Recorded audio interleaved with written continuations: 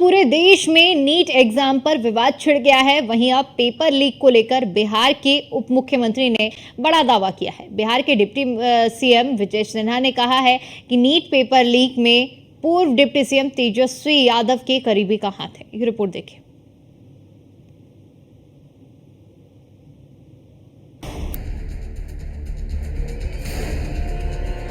बिहार के deputy CM Vijay Sinha का बड़ा खुलासा। पेपर लीक में तेजस्वी यादव के करीबी का हाथ। क्या नीट पेपर लीक का तेजस्वी से है कनेक्शन?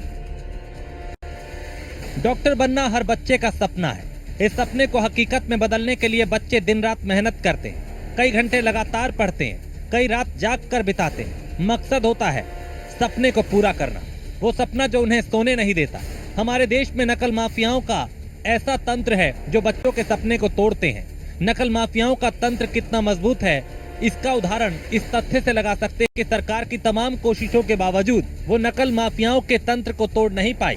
नीट परीक्षा लीक मामले में उस समय नया मोड़ आ गया जब बिहार के डिप्टी सीएम विजय सिन्हा ने ऐसा दावा किया जिसे सुनकर सभी चकित रह गए।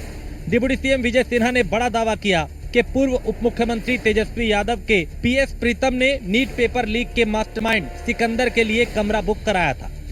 विजय सिन्हा ने दावा किया कि तेजस्वी यादव के पीएस प्रीतम कुमार ने आरसीडी कर्मचारी प्रदीप से सिकंदर कुमार के लिए राज्य सरकार के पथ निर्माण विभाग के निरीक्षण गेस्ट हाउस में कमरा बुक कराने को कहा था। 1 मई को तेजस्वी यादव के आप सचिव प्रीतम कुमार के मोबाइल नंबर 7488061813 से रात्रि 9:07 में पथ निर्माण विभाग में कार्यरत प्रदीप कुमार के मोबाइल नंबर 9430469924 पर NHI गेस्ट हाउस में सिकंदर कुमार जादवेंदु के लिए कमरे की बुकिंग कराने के लिए फोन आया था। उस दिन प्रदीप कुमार इस पर कोई संज्ञान नहीं लिया। फिर 4 मई को सुबह 8:49 में प्रीतम कुमार के मोबाइल नंबर 7488 4 मई को कितने बजे?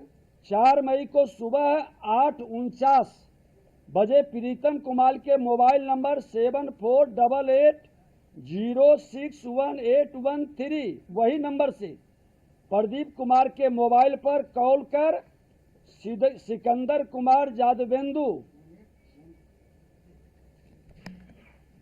के लिए कमरे के बुकिंग के लिए स्मारित किया गया।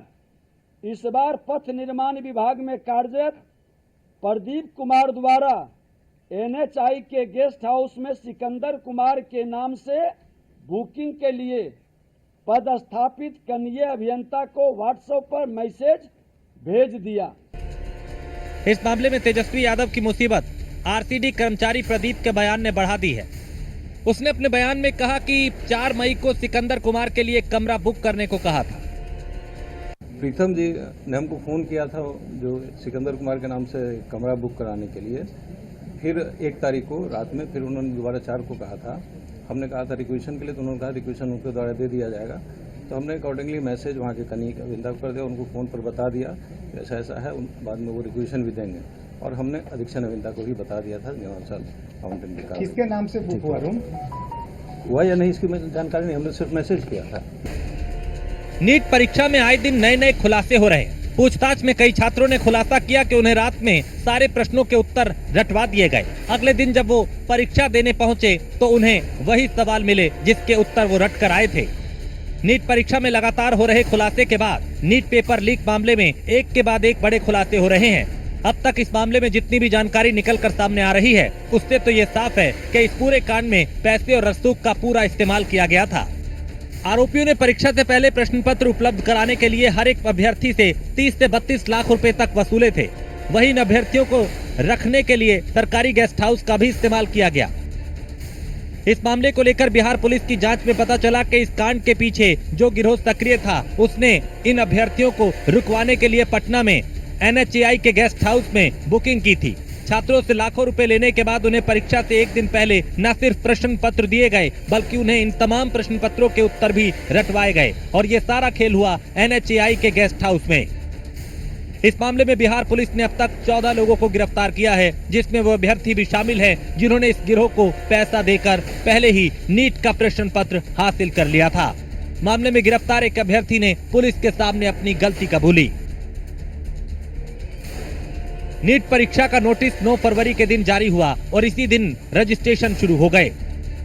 आवेदन करने की लास्ट डेट 16 मार्च 2024 थी।